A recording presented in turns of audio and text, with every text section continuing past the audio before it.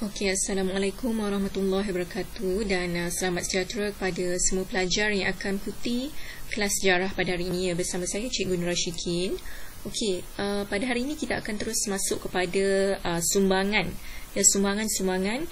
dalam tamadun awal. Okey, kita akan lihat sumbangan dalam tamadun Mesopotamia, kemudian dalam tamadun Mesir Purba, dalam tamadun Indus dan juga tamadun Huang He. Okey, pada hari ini kita akan fokus kepada sumbangan dari segi pemerintahan dan pentadbiran.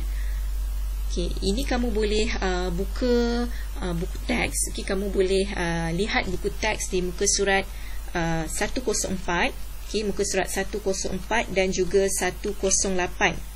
Ya, muka surat 104 dan juga 108 untuk lihat untuk kamu lihat apa dia punya gambaran dia punya gambaran sebenar. Okey, yang ini saya hanya ringkaskan saja. Okey, pertama sekali dalam tamadun Mesopotamia, dalam tamadun Mesopotamia, kerajaan yang kukuh, kerajaan yang paling kukuh adalah di bawah pemerintahan raja siapa? Nama raja itu adalah Raja Hammurabi. Pemerintahan yang paling stabil adalah di bawah pemerintahan Raja Hammurabi. Raja Hammurabi ini dia terkenal dengan undang-undang yang dinamakan sebagai Kod Undang-Undang Hammurabi. Maksudnya di sini, Raja Hammurabi dia telah buat peraturan-peraturan untuk rakyat dia, untuk negara dia. Nama undang-undang tersebut adalah Kod Undang-Undang Hammurabi. Di mana dalam Undang-Undang Hammurabi ini kita dapat peraturan-peraturan yang perlu dibuat, yang perlu dilaksanakan oleh rakyat dia. Kod Undang-Undang Hammurabi ini mengandungi berapa perkara? Mengandungi 282 perkara. Mengandungi 282 perkara, sangat banyak. Dan ianya merangkumi hal perdagangan, hal perniagaan, hal-hal yang berkaitan dengan rakyat. Kemudian hal-hal yang berlaku, contohnya mengenai kecurian, denda dan juga hukuman. Jadi 282 perkara ni hanyalah mengandungi undang-undang ataupun peraturan-peraturan yang telah ditetapkan oleh Raja Hammurabi. Jadi ini adalah sumbangan sumbangan tamadun Mesopotamia dari segi pemerintahan dan pentadbiran. Jadi dalam tamadun Mesopotamia, Raja Hammurabi dia telah memperkenalkan peraturan undang-undang yang juga merupakan langkah utama lah. Langkah utama untuk mencegah berlakunya penindasan di kalangan rakyat, berlakunya kucak-kacir di kalangan rakyat, kemudian untuk mewujudkan keamanan lah dalam negara, untuk mewujudkan kedamaian dalam negara, untuk mewujudkan kemakmuran dalam negara.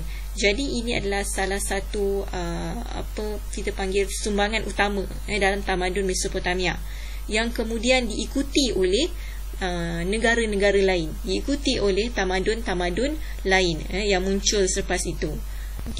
Jadi ini adalah merupakan gambaran Kod Undang-Undang Hammurabi yang telah ditulis di atas batu ataupun yang telah dipahat di atas batu. Kalau kamu lihat, ini adalah tulisan dalam tamadun Mesopotamia. Mereka pahat Kod undang-undang ni di atas monumen ataupun di atas apa kita panggil ni, batu lah. Jadi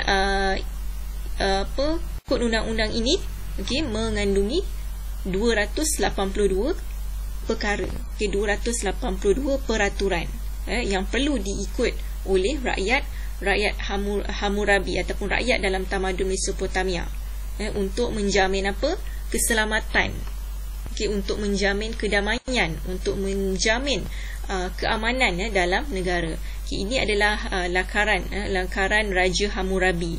Lakaran Raja Hammurabi yang telah dibuatlah, yang telah diukir oleh rakyat dia, oleh masyarakat dia. Ini adalah sumbangan utama dalam tamadun Mesopotamia dari segi pemerintahan dan juga pentadbiran. Okey. Kemudian seterusnya dari dalam tamadun Mesir Purba, dalam tamadun Mesir Purba pula, raja dikenali sebagai apa? Okey, raja dikenali sebagai Firaun. Okey, jadi Firaun ini merujuk kepada raja-raja. Okey, raja-raja dalam tamadun Mesir Purba. Okey. Kemudian raja berkuasa. Okey, untuk poin yang kedua, raja berkuasa mutlak. Okey, maksud mutlak adalah raja berkuasa penuh. 100% adalah di bawah kuasa raja. Okey, apa-apa saja raja bertitah, okey, apa-apa saja raja tetapkan peraturan mesti ikut, mesti buat. Okey, jadi raja ini adalah berkuasa penuh lah, berkuasa mutlak. Okey, 100% adalah di bawah pemerintahan raja. Okey. Okey, kemudian yang ketiga adalah raja berperanan membentuk kestabilan dan kemakmuran ekonomi. Okey, ini adalah peranan raja dalam tamadun Mesir Purba. Okey, raja-raja dalam tamadun Mesir Purba sangat mementingkan kestabilan ekonomi. Ya, mereka sangat mementingkan perdagangan mereka, perniagaan mereka. Okey. Kemudian raja telah menggalakkan kegiatan perdagangan menggunakan jalan sungai. Jadi jalan sungai adalah merupakan jalan utama ataupun jalan laut merupakan jalan utama mereka menjalankan aktiviti perdagangan dengan negara-negara luar. Okey. Kemudian yang akhir sekali, raja mempunyai pandangan terhadap kehidupan selepas mati. Dan dari segi pandangan mereka ini, okey, adanya kehidupan selepas mati, mereka mengurus mayat dengan baik. Dan mereka mengendalikan mayat dengan baik, okay, dengan elok lah. Dan diikuti oleh negara-negara lain ataupun tamadun-tamadun lain yang muncul selepas tamadun Mesir Purba. Okay, diikuti oleh raja-raja lain. Jadi ini adalah antara sumbangan tamadun Mesir Purba. Okey, ini adalah raja-raja mereka lah, raja-raja mereka yang telah diukir, yang telah diukir oleh masyarakat tamadun Mesir Purba sendiri, yang telah diukir oleh rakyat dalam tamadun Mesir Purba sendiri, yang telah diukir oleh artisan-artisan mereka. Okay, kerana mereka sangat menyanjungi ataupun mereka sangat menghormati raja-raja mereka. Jadi mereka ukir raja-raja mereka, okey, dalam bentuk patung-patung ini, okey, untuk sebagai tanda penghormatan terhadap raja-raja mereka yang telah muncul pada waktu itu. Okey, ini adalah gambar Raja Ramses II yang telah dimumiakan, yang telah disimpanlah di dalam ataupun di negara Mesir. Okey. Kemudian kita lihat pula kepada tamadun seterusnya, iaitu tamadun Indus. Okey, tamadun Indus. Sumbangan dari segi pemerintahan dan pentadbiran dalam tamadun Indus. Okey, teraju pemerintahan dipegang oleh golongan apa? Golongan pendeta. Okey, pendeta. Okey. Golongan pendeta ini merupakan golongan yang mempunyai ilmu tentang agama. Maksudnya dia sangat tinggi dengan ilmu agama, kemudian dia mempunyai ilmu dari segi pengetahuan, dan dia mempunyai ilmu dari segi sudut bahasa yang tinggi. Jadi golongan pendeta ni pada zaman tamadun Indus adalah golongan yang memerintah ataupun golongan yang mentadbir kerajaan dalam tamadun Indus. Okey. Kemudian golongan apa mempunyai pengaruh? Okey, golongan pendeta. Okey, golongan pendeta mempunyai pengaruh dalam bidang keagamaan dan juga pentadbiran. Okey, maksudnya pemerintahan dan pentadbiran dalam tamadun Indus diketuai ataupun diterajui oleh golongan pendeta, bukan raja. Okey. Kemudian kita lihat kepada tamadun Huang He. Tamadun Huang He. Tamadun ini mementingkan peranan raja sebagai pemerintah, okey, yang membawa mandat daripada syurga. Okey.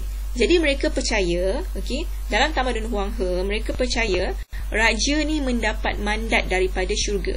Maksud mandat ini adalah amanah. Okey, maksud mandat ini adalah amanat.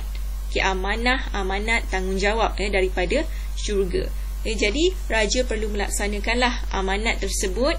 Okey, perlu melaksanakanlah tanggungjawab tersebut. Okey, dia mendapat pengiktirafan lah. Okey, pengiktirafan daripada syurga. Okey. Jadi seterusnya, untuk poin yang kedua, sistem pemerintahannya adalah berasaskan dinasti. Okey, dinasti ni merupakan macam kerajaan lah. Okey, adanya kerajaan pertama, kedua, ketiga. Okey, begitu juga dengan tamadun Huang He. Okey, tamadun Huang He, okey, adanya dinasti berdasarkan raja-raja tertentu lah. Okey, berdasarkan raja-raja ataupun tumpuk pemerintahan yang tertentu. Okey, berdasarkan siapa yang memerintah pada waktu itu. Okey, kemudian raja berkuasa dalam bidang ekonomi, politik dan juga agama. Okey, raja, pemerintah dia berkuasa. Okey, bukan saja dalam bidang pentadbiran tetapi dalam bidang ekonomi dan dalam bidang politik dan juga agama. Ini adalah dalam tamadun Huang He. Okey, kita lihat dulu ini adalah dalam tamadun Indus. Dalam tamadun Indus kita tahu dia punya kota Mohenjo-daro ini adalah merupakan tempat utamalah, tempat utama pentadbiran ataupun pemerintahan dalam tamadun Indus. Okey. Kemudian ini adalah merupakan patung pendeta, okey, patung pendeta yang ditemui. Okey, yang ditemui di mana? Di dalam kota Mohenjo-daro dalam tamadun Indus. Okey, ini adalah raja-raja, gambaran raja-raja dalam beberapa dinasti tamadun Huang He. Okey, contohnya ini adalah dinasti Xia, okey, ini adalah dinasti Zhou, ini adalah dinasti Shang, okey, dinasti Han, Min, Tang dan sebagainya lah. Banyak dinasti ataupun kerajaan-kerajaan yang muncul dalam tamadun Huang He. Okey, kamu boleh rujuk. Boleh lihat di muka surat 103 buku teks. Ada ditulis tahun-tahun. Tahun-tahun dinasti Xia, dinasti Zhou dan juga dinasti Shang. Okay, kemudian dinasti Han, Min, Tang ini adalah dinasti yang muncul selepas dinasti Xia, Zhou dan juga Shang lah. Okay, di mana kedua dinasti Min dan juga Tang ini muncul dalam tamadun Cina.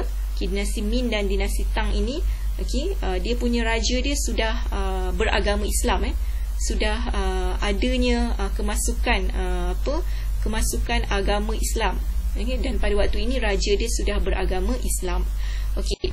Dan pada hari ini setakat ini sajalah mengenai pemerintahan dan pentadbiran dalam tamadun awal, iaitu tamadun Mesopotamia, kemudian tamadun Mesir Purba, tamadun Indus dan juga tamadun Huang He. Okey. Jadi untuk hari ini setakat ini saja, okey, dan saya harap kamu dapat buat latihan yang saya berikan nanti. Okey, sekian untuk hari ini. Okay, Assalamualaikum warahmatullahi wabarakatuh dan salam sejahtera.